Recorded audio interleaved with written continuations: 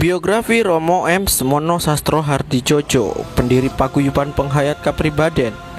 Romo M. Semono Sastro Hardjojo atau Romo Heru Cokro Semono 1900 sampai 1981. Sebelum tahun 1900, seorang istri pademi atau istri resmi dibuang dalam arti diberikan kepada seorang yang dinilai berjasa. Itu karena desakan seorang selir yang sangat dicintainya. Hal demikian tidak jarang terjadi pada zaman itu. Istri Priagung itu bernama Dewi Nawang Wulan. Kepergiannya disertai seorang dayang atau emban bernama Rantamsari.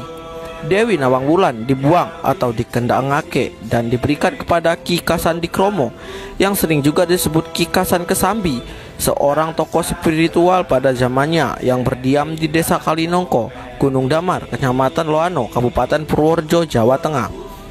Saat dibuang, Dewi Nawang Wulan dalam keadaan mengandung, lahir bayi yang diberi nama Semono. Ibunya Dewi Nawang Wulan wafat. Tidak lama kemudian disusul Rantamsari, dayangnya juga meninggal dunia. Keduanya dimakamkan di puncak Gunung Damar, Purworejo. Ki Kasandikromo tidak pernah mau menganggap apalagi memperlakukan Dewi Nawang Wulan sebagai istrinya. Tetap dianggap dan diperlakukan sebagai ratunya. Demikian pula istrinya, Nyi Kasandikromo. Semono dipelihara dan dibesarkan Ki Kasandikromo, disekolahkan di sekolah Ongkoloro SD yang 5 tahun tamat untuk pribumi. Semono yang lahir tahun 1900, harinya Jumat Pahing, tidak ada catatan resmi tanggal dan bulannya, hal biasa pada zaman itu. Semono semasa sekolah setiap hari Selasa Kliwon dan Jumat Kliwon membolos, bukan karena malas atau nakal, tetapi karena malu.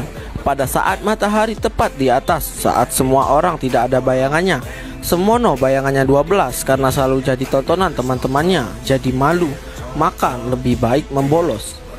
Tamat SD itu langsung diangkat menjadi guru bantu. Suatu hari, pemuda Semono yang saat itu berusia 14 tahun sudah dianggap dan diperlakukan sebagai seorang dewasa pada zaman itu.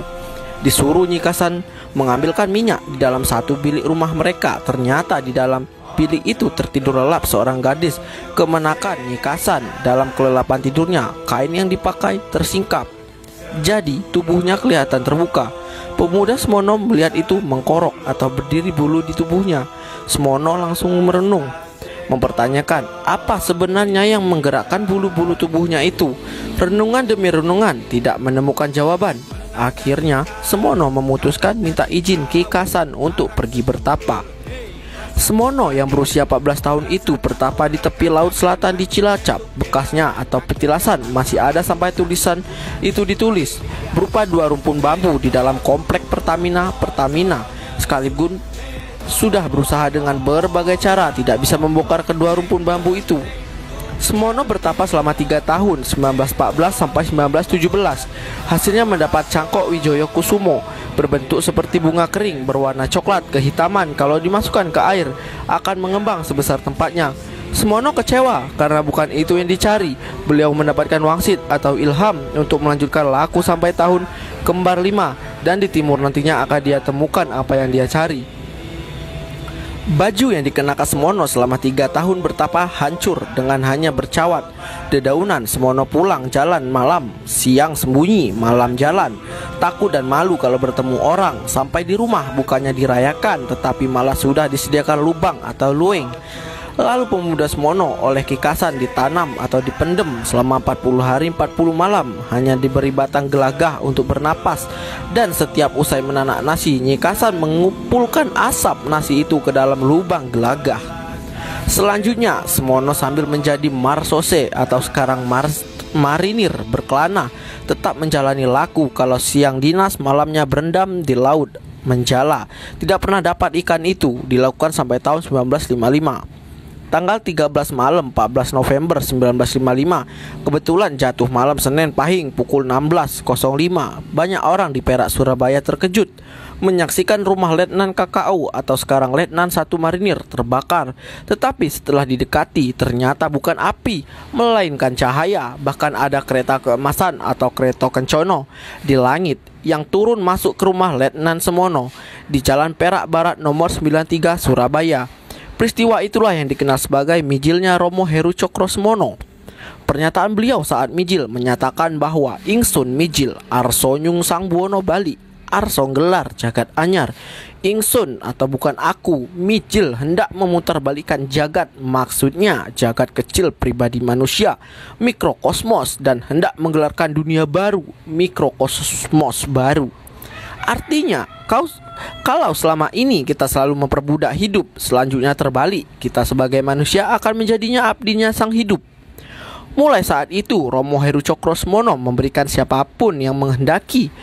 Tidak ada paksaan, tidak menakut-nakuti dengan cara dan jalan apapun yang ingin hidup bahagia, tentrem agar bisa mencapai kesempurnaan jati, moksa pada saatnya. Apa yang beliau berikan akan bisa diikuti dalam penjelasan-penjelasan berikutnya. Romo Heru Cokrosemono selanjutnya memberikan laku kesempurnaan ini sesudah dinas berlangsung sampai tahun 1960. Beliau menjalani masa pensiun sebagai kapten marinir. Beliau lalu pulang ke Purworejo dan berdiam di Kalinongko dan Sejiwan, Loano, Purworejo. 2 rumah kediaman. Setiap hari beliau menerima kedatangan rata-rata 500 orang lebih, bahkan ribuan. Semua orang pada waktu makan atau diberi makan dan menginap dengan bebas mencari tempat untuk tidur di rumah beliau. Tentunya berbagai keperluan orang yang datang, mulai dari meminta pengobatan penyakit yang dokter sudah tidak sanggup mengobati dengan seketika sembuh, memohon restu untuk sesuatu, dan lain-lain. Tetapi tidak sedikit yang datang untuk mencoba memohon untuk bisa mengikuti lakukan sempurnaan, atau disebut mohon diperkenankan menjadi putro. Berdatangan orang dari berbagai penjuru dunia melalui berbagai sebab atau jalanan yang akhirnya menjadi putro. Selama 25 tahun lebih, 13 malam 14 November 1955 sampai dari 3 Maret 1981, Romo Semono melayani pagi, siang, sore, malam, dini hari siapapun yang datang. Semua yang datang diperlakukan 100% sama. Beliau tidak pernah memandang orang dari perbedaan apapun, derajat, pangkat, kekayaan, kedudukan, sosial, suku, bangsa, semua diperlakukan 100% sama. Kalau beliau sedang memberikan petua atau wulang wuruk, setiap orang mendengar menurut bahasanya sendiri-sendiri. Yang orang Jerman mendengar beliau berbicara bahasa Jerman, yang orang Inggris mendengar beliau berbahasa Inggris, sedangkan penulis mendengar beliau berbahasa Jawa. Romo Semono setiap harinya makan 2 kali, tetapi tiap kali makan hanya 1 sendok. Tidurnya hampir tidak pernah mandi, tetapi selain tidak berbau badan beliau juga tidak ada daki atau kotoran di kulit beliau. Tubuh tetap sehat, gagah, tinggi, besar.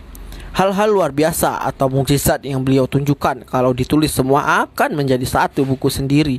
Beberapa contoh saja, misalnya sekitar tahun 1960 beliau naik sepeda motor militer di atas Laut Jawa menyeberang ke Madura. Kalau dengan mengemudikan mobil, tangan dan kaki beliau dilepas dan mobil dikomando dengan ucapan.